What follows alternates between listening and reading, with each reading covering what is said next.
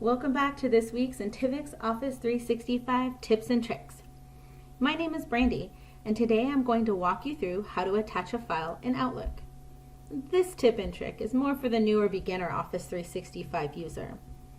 And that reminds me, as a quick note, if any of the features that are discussed during our tips and tricks do not work for you, please contact your local IT admin, as you may need the feature turned on or you just might not have the licensing.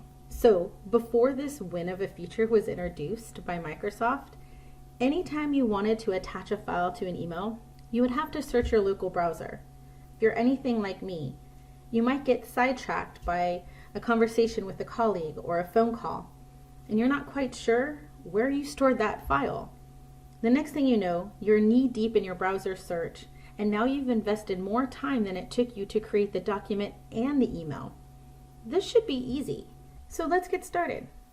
Create your email as you normally would. Type in the names in your to-line, the subject, and the text in the body of your email. Now we'll go to the top ribbon and click on Insert, and then Attach File. You'll notice that Outlook has conveniently listed all the documents you've recently worked on. Click on the file you wish to share, and voila, you're ready to send your email. This is simple and brilliant. I definitely give this feature 2 thumbs up. I'm probably a little too excited about this feature considering how easy it is, but after all, it's the little things in life, right? Well, there you have it. Now you know how to easily attach a file in Outlook. Thank you so much for listening. I look forward to speaking with you all again next week.